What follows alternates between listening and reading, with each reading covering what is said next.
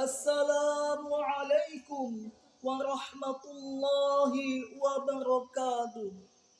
Alhamdulillahilladzi hadana lihada wa ma kunna linahtadiya laula an hadanallah.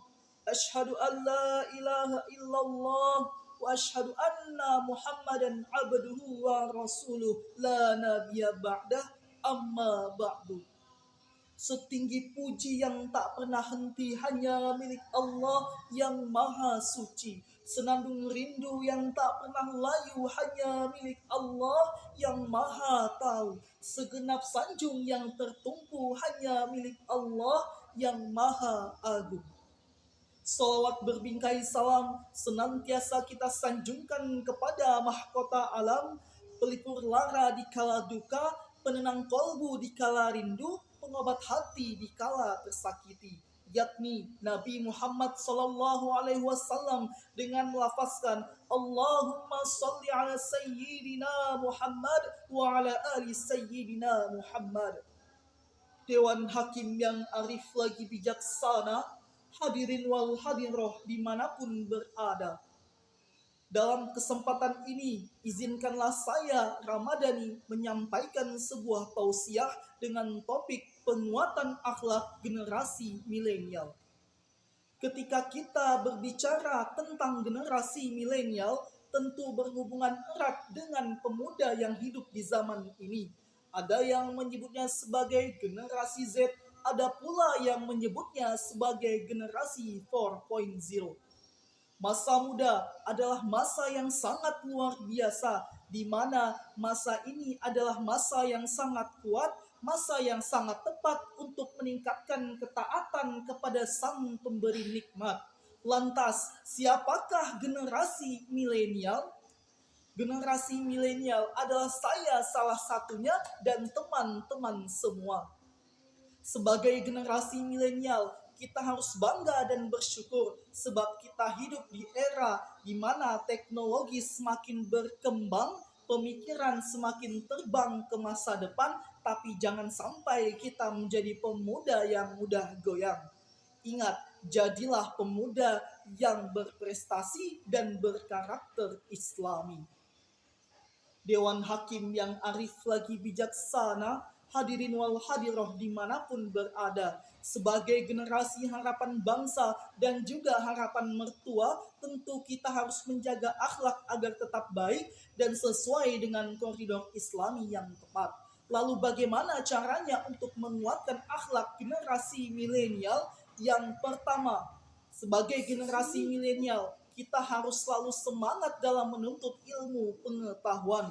Sebagaimana sabda Rasulullah sallallahu alaihi wasallam, "Talabul ilmi faridatun ala kulli muslimin wal muslimat." Sesungguhnya kewajiban menuntut ilmu itu adalah untuk setiap orang laki-laki dan setiap orang perempuan. Sebagaimana pula Albert Einstein pernah berkata bahwasanya pengetahuan tanpa agama itu buta, agama tanpa pengetahuan itu lumpuh. Yang kedua, jadikanlah Islam sebagai lifestyle.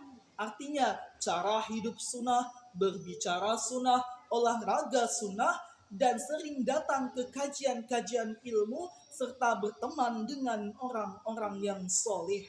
Yang ketiga adalah menjadikan Rasulullah Shallallahu Alaihi Wasallam sebagai idola, bukan artis Korea yang diidolakan. Sebagaimana firman Allah dalam surah Al-Ahzab ayat 21 yang berbunyi, A'udzu billahi minasy syaithanir rajim. Bismillahirrahmanirrahim. Laqad kana lakum fi Rasulillahi uswatun hasanatun liman kana yarjullaha wal yawmal akhirata wa dzakarallaha katsira. Artinya, sesungguhnya sudah ada suri tauladan yang baik bagimu, bagi orang-orang yang mengharapkan rahmat Allah dan keselamatan di hari kiamat serta banyak mengingat Allah. Hal ini pun dipertegas dari hadis yang diriwayatkan oleh Aisyah, bahwasanya ketika Aisyah pernah ditanya tentang akhlak Rasulullah, lalu Aisyah pun menjawab, akhlak Rasulullah adalah Al-Quran. Yang keempat, seorang generasi milenial harus mampu menjadikan pemikirannya itu positif, inovatif, dan kreatif.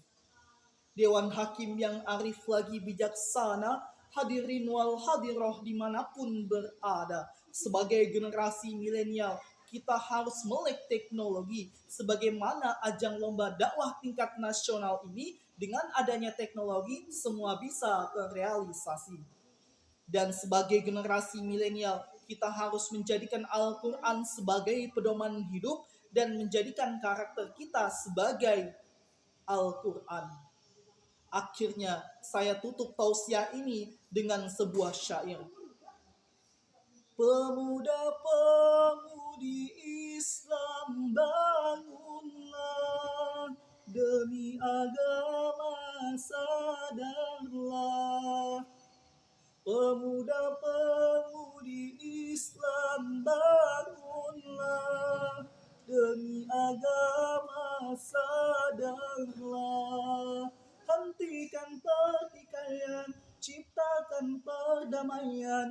Hentikan pertikaian, ciptakan perdamaian, persatuan dalam iman. Wabillahi taufik wal hidayah. Wassalamualaikum warahmatullahi wabarakatuh.